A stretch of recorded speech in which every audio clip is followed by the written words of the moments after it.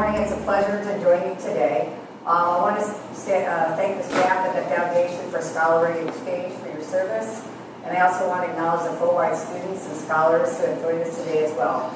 As you know, you play a very vital role as champions for the U.S. Taiwan Fulbright program and supporting robust ties between the United States and Taiwan. In fact, I want to share with everyone, this is my ninth visit to Taiwan. So I'm not a newcomer here, and I'm also from Southern California. So I have a lot of experience coming here, and I'm just so pleased to be here. A little bit earlier, Eric, I want to say thank you to Eric. Thank you for introducing me, and the team, and Michael was introduced, and Caroline. I'm so happy to be having them and their support. So as the Assistant Secretary of State for Educational and Cultural Affairs, I work to advance U.S. foreign policy through international exchange programs and build enduring networks to address shared global challenges. I'm proud to have been nominated for this position by President Trump, and I was unanimously confirmed by the United States Senate. Do I get a round of applause? New to the Bureau of Educational and Cultural Affairs, I've been engaged with international exchanges for many years. I traveled as American Council of Young Political Leaders delegate to Poland and Hungary, and I also served on their board. I also served on Meridian International's Board of Trustees. And I have business experience in many parts of the world. In fact, I've traveled to over 80 countries, where I've seen the value of global people-to-people and institutional connections.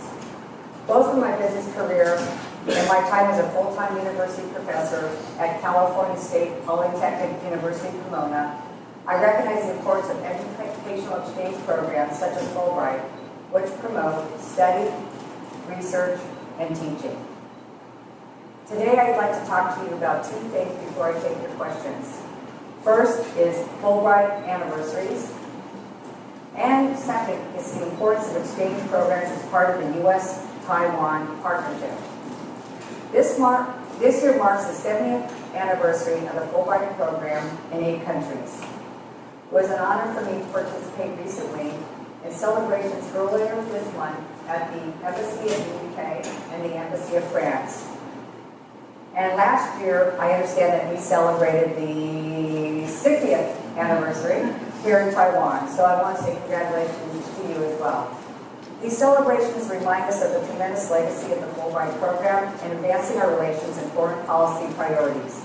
As President Trump has said, in America, we do not seek to impose our way of life on anyone, but rather to let it shine as an example for everyone to watch.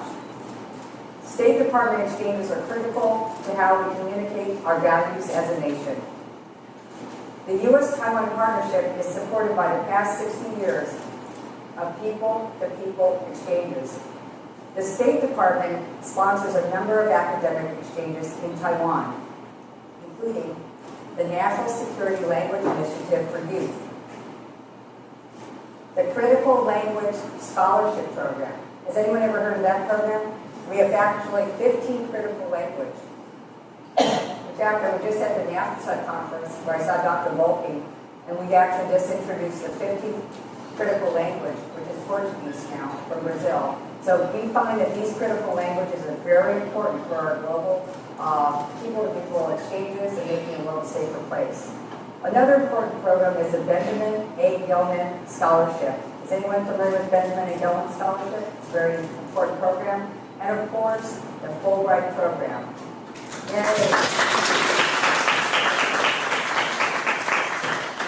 Under our flagship academic exchange, the Fulbright program, we have currently 144 Fulbrighters traveling in both directions, including students, scholars, researchers, and English teachers. Looking back, there are more than 3,000 Fulbright alumni over the 60 years of exchange between Taiwan and the United States. I don't know if you're aware of this, but Taiwan is the 7th largest source of foreign students to the United States.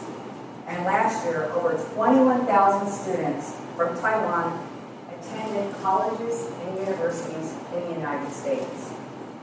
Under the privately funded exchange visitor program, which is also under our bureau, in 2017, more than 4,000 exchange visitors came to the United States from Taiwan in 13 different categories, including au pairs, summer camp counselors, interns, researchers, and trainees.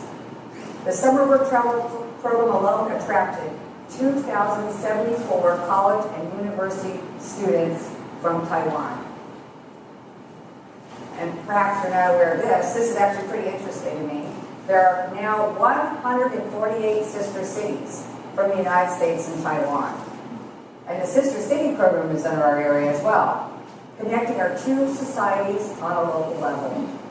In addition, the United States ranks as the 5th highest source of visitors to Taiwan. So when you step back and look at it, you see a picture of deep and lasting relationships between Taiwan and the United States that has grown and strengthened over time. We look very forward to working with each one of you and with Dr. Volpe. As you all know, I met Dr. Volpe last month in Philadelphia. He's been a great advocate for public diplomacy programs, and he's helped develop key aspects of exchange programs here in Taiwan, like the English Assistant Teaching Program, or I should say English Teaching Assistant Program, and we thank him for his leadership.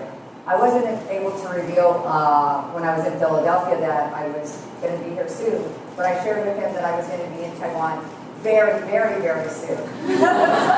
So Dr. Volpe, if you can hear this message, I know you were not able to come, but I know you're here in spirit, and it was just such a pleasure to meet you back in Philadelphia, as it was for me to meet with all the Fulbright directors from around the world. They were incredibly passionate and energized, and I learned so much about the important work that each of the Fulbright directors was doing, including Dr. Gilman. Now I look forward to learning more about your work here at the Foundation for Scholarly Exchange and hearing your questions. And for those really rousing and wonderful remarks. So in my research, I study knowledge transfer and humanitarian aid, especially in the realm of education and childbearing. So this includes cultural exchanges, and it includes monetary funding. For example, the United States donated money to communist base camps during World War II, and received photographs that convinced Americans that guerrillas were following modern medical practices regarding childbearing and therefore had some aligned interests with the United States.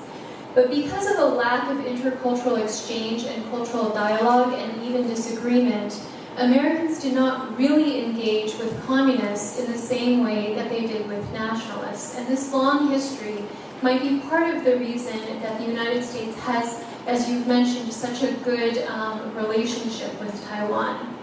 So this is why I think programs like the Fulbright are so important, because they allow for the development of true international friendship. And as Secretary Royce has just mentioned, today international cooperation is needed more than ever because our problems are increasingly global in scope. But to communicate and cooperate to solve these problems, we need a shared vocabulary and a shared goal for more knowledge and less conflict.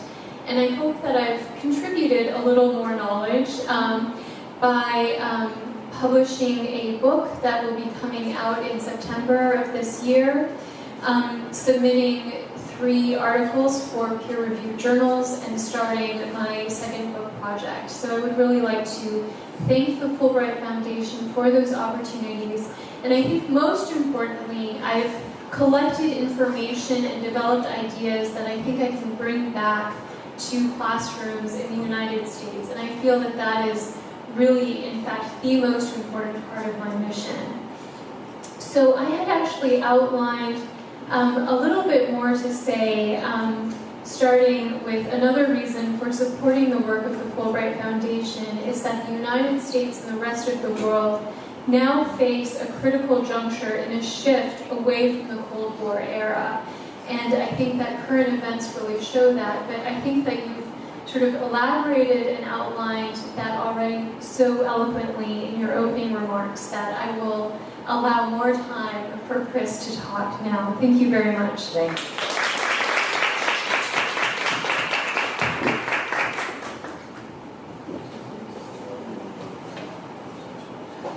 Okay, so the second presenter is our fellow, Ms.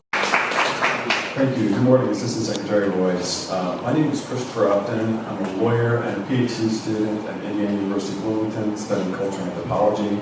I'm here studying Taiwan's Special Indigenous Courts, which are a new set of courts designed to accommodate indigenous cultural differences and secure indigenous judicial rights. So as part of my project, I spent a lot of time in indigenous spaces, visiting indigenous villages, interviewing indigenous elders and community members, attending meetings and ceremonies. I also spent a lot of time in institutions in Taiwan like courts, and government offices, and legal aid centers.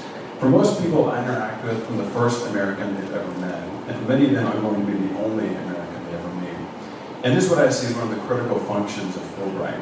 So it's an opportunity to spread American goodwill and promote mutual understanding between the United States and other peoples.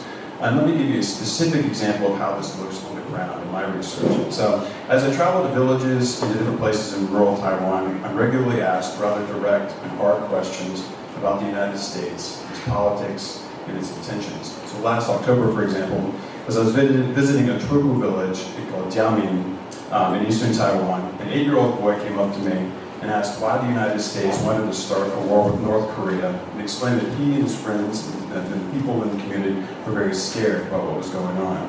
There were about 20 villagers. These included indigenous people, they included some of the local Taiwanese people who were around watching us, listening to our conversation. And I had an opportunity to talk about American interests helping stabilize the Korean Peninsula, and that war was not the desired outcome, but rather peace. And I believe we're seeing some results of that right now. The important point is that these types of conversations about the United States are happening in rural Taiwan. They're happening throughout the world. The Fulbright program is critical for reaching these spaces as a form of what I would call citizen diplomacy, where ordinary official diplomatic channels can't penetrate. So it's an opportunity for spreading American goodwill in these hard-to-reach places like Jiangmen Village, where I was, for reassuring people that places like Taiwan matter to the United States, and for promoting harmony between the United States and people of other countries. That, as I see it, is a critical mission that can only be accomplished by organizations like Fulbright, where they put American scholars and teachers and researchers like all of us in close contact with institutions, close contact with rural and urban communities, with individuals around the world. So thanks so much. I'm so glad you came back to Taiwan for the 9th or 8th time or something, and I'd love to talk more afterwards. Thanks so much. I'm from the U.S. state of Idaho. Like she just said, I'm a master's student at National Taiwan University studying agricultural economics, and I just graduated yesterday. I think one of the things that separates our program, I'm speaking for Lisa and I, is that we have a little bit longer stay in Taiwan than most grantees. I've been here for 2 years, and I think because of that, I have an opportunity to develop very deep relationships. So just a good example of this, I enjoy fly fishing. I went to a local fly fishing shop and I was trying to explain that I wanted to fly fish in Taiwan. And in my broken Chinese, I kind of struggled with explaining the fly on the surface of the water. But eventually I showed a picture of 2 steelhead I had caught in Idaho. A steelhead is a trout that's been to the ocean and back, and it's kind of a dream fish for a lot of fishermen. And so I showed this photo to the shop owner, and he was ecstatic. And he was so excited that I caught steelhead. And he said, "This is my dream fish." And we started an instant friendship, and we've been fishing several times. And his name is Ren, and we're actually planning a trip to Idaho in the future to go fishing together. One other thing I want to say, I don't have a lot to say, but I am an active duty officer in the U.S. Army, and I think for me this has been a unique experience because it's a little surreal to think the next time I go to a foreign country, I will likely be in uniform, and it'll be for a much different purpose. So this is very good for me. I enjoy this.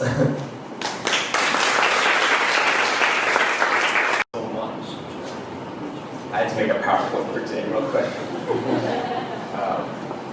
Good morning. Thank you so much for coming. My name is Andrew Paulson, and I am actually a high school math teacher in Newark, New Jersey. And this is my group of students on my last day of school back in January. For those that are familiar with the Mark Zuckerberg donation, Newark had a lot of fame with donation and really trying to transform an urban school district. In Taiwan, I'm researching the Taiwanese education system with a focus on mathematics pedagogy, how teachers teach. Senator Fulbright had this vision decades ago of creating a world with a little more knowledge and a little less conflict. And for me, it's the knowledge piece that's so important. I think often people think of creating more knowledge, mutual understanding, looking like this. My weekly meetings with my colleagues at Kaohsiung Girls High School, celebrating Chinese New Year, even having a focus group with students in Taichung. But I would argue that mutual understanding could also happen on a basketball court after school gets out as well. This picture is at a school in Gilman, a site of a previous Civil War outpost between mainland China and Taiwan, with a lot of tremendous history.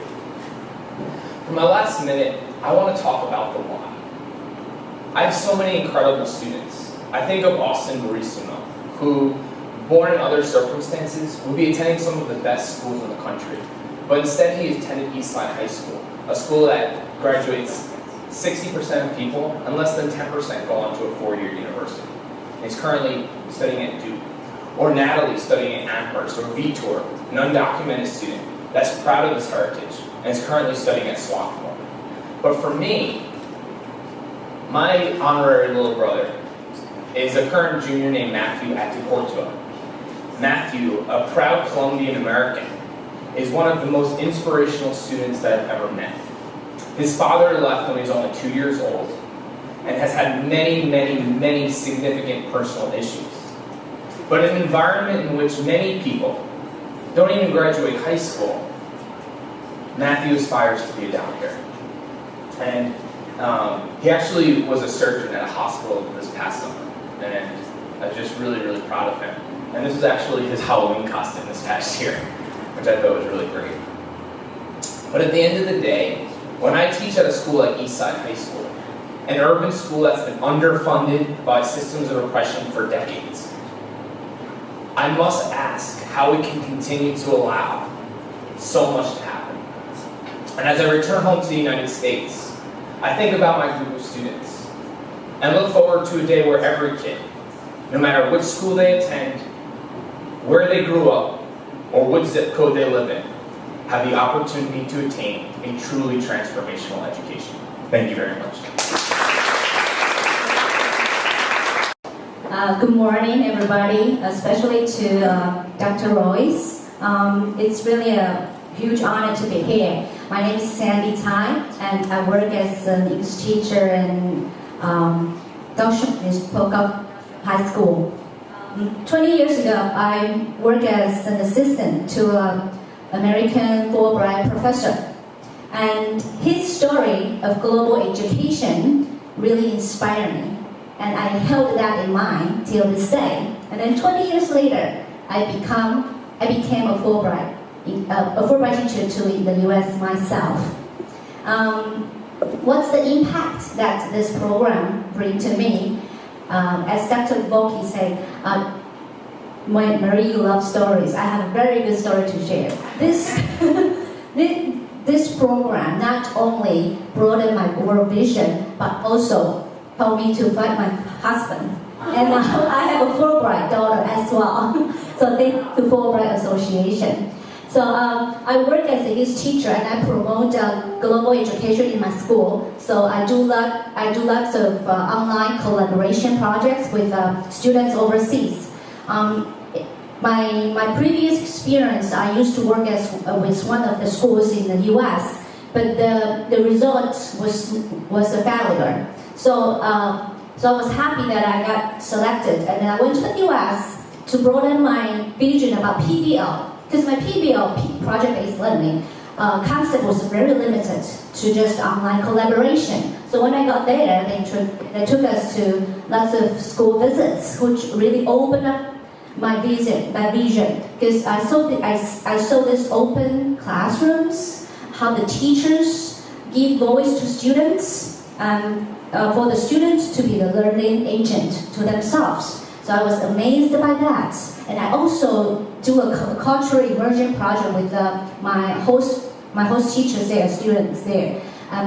So that results was also a failure. But failure can be seen as a success as well, because I know why students in the US, they are not interested in online collaboration, because they are also suffering from the standardized test, which is similar to Taiwan. Yeah, so then I bring this concept back to Taiwan. I told my students, you are very lucky because you have me as your teacher to introduce you to this global education, to let you know that there's students in the United States who are interested in our culture, but you actually work harder than them. I'm sorry about this, because language for Taiwanese students, they are so motivated to speak. Where in the US, by my experience, they were so suffered from the standardized tests that they even though they want to expose themselves to different culture, they don't have time. But where in Taiwan now, I'm trying to apply what I see, the open classroom, the flipped classroom concept to my students. So now I'm positive to assure you, my students in class, they are brave to talk in English. That's from the Fulbright impact. Okay, thank you so much. Thank you. Good morning, Assistant Secretary Royce. First off, I want to thank Dr. Bogi for giving me this opportunity to become a Fulbrighter. And this was really one of the most important things that changed my life in meaningful ways. I'm an English language educator. I was specialized in second language acquisition. I received my Fulbright grant to study for a PhD at the University of Michigan, Ann Arbor, which is not an easy school for me. And thanks to the support of my Fulbright scholarship, I was able to focus on my research and finish my doctorate in 4 years. And the average in Michigan being 5.5, so I'm very, very grateful. Thank you. And in addition to my educational journey, I also gained a lot culturally. In fact, my best friend come from US, Korea, and Spain. And also because of me, they get to know better more about Taiwan and its international positioning. And after graduation, I was lucky enough to receive tenure track job offers from the City University of Hong Kong and the University of Nottingham in China and another top university in Beijing. But I remember Dr. Woki's reminder and my Fulbright missions, I chose to return to Taiwan. So I'm now an adjunct assistant professor at National Taiwan University. And since I was laying theory with practice, I also try to make contributions to the private sector. So I'm also now a vice president of a coaching English Center schools in Taiwan. It was established in 1982, 35 years ago, and now has 40 branch schools in Taipei, Taichung, Kaohsiung, and Keelung. And I'm in charge of the academic affairs, especially the pedagogical development of its language programs. Thank you. Morning, ladies and gentlemen. I'm a former FLTA and am now a high school English teacher in Kaohsiung. Yesterday afternoon, I just attended a graduation ceremony as a teacher for my first time. A student asked me if I'd like to continue teaching. I said yes. I like teaching because I can always share my experience and thoughts with my students, even after they leave school. For example, this is my student, Maddie. This one? She was my student when I taught Chinese at Boston University, but this picture was taken at her wedding in Taiwan. I was there as a friend.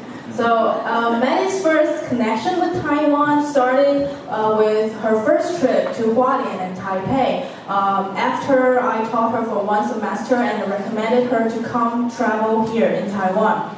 I remember the first day she went to Taiwan, she sent me a message. She said, "Taiwan is wonderful, I want to live here forever." I was happy that she enjoyed the trip. But I had never expected that what she said in the message would come true. But Maddie really meant it. After she came back to Boston, she asked me more about Taiwan, and both of us were so happy when we found that she landed a job in Taiwan after her graduation. I somehow feel like it was my responsibility to show her more about Taiwan, guide her to know more people. So we travel a lot, as you can see from the pictures. So we met a lot of local people. I actually cried at her wedding, but those were happy tears. The reason why I cried was that I knew that she could remain to be the same person that I knew, but at the same time she could also embrace a new culture in Taiwan. So what I learned from Fulbright experience has all become part of my teaching materials, which never failed to motivate students to learn. For example, I have a student named Jason. He took language courses last summer vacation. He came back with mixed feelings. He said he got a lot of inspirations, but at the same time he was so confused because his parents said that you became different. Well, so I share my experience and observations on American culture in terms of education and parent-child relationship. And my words were convincing because the same thing happened to me after I came back from the United States. So I think, again, without Fulbright, this couldn't be possible. So I came to realize that what Fulbright wanted to do really achieved from the people connection built from bottom up. And I'm so proud to be part of it because that's where stories start. And I'm sure I'll try to make my best to make a difference with this experience. Thank you. Good morning, everyone. Assistant Director Royce, welcome to Taipei. I represent the ETAs. Currently, I work in a small middle school in Taipei County. And I loved working with this middle school. I love working with Fulbright because I believe that Fulbright at its core is a relational organization. And of course, I'm a little biased, and I recognize that, but I believe that ETAs, we teachers, are on the forefront of this mission to connect people. Take, for example, I have 70 students and maybe 30 editor teachers, support staff. That's around 100 people that I work with on a weekly basis. And of course, they're coming to me with their cultural questions. Just last week, I had one of my deans sit me down, and she says, "Teacher Jake, what's up?" What's that mean? I'm like, oh, I guess I don't really know what that means. This is something that we say. I'm like having to rethink how I speak English because of this, right? Or I have to explain to my 8th graders that there's this place called Iowa. And it's 3 times larger than Taiwan, with a population of Taipei, and there's no ocean. Right? It's mind-blowing to them. Or of course, I have to handle important questions like LeBron James or Michael Jordan. Who's a better basketball player? Of course, it's LeBron James. No.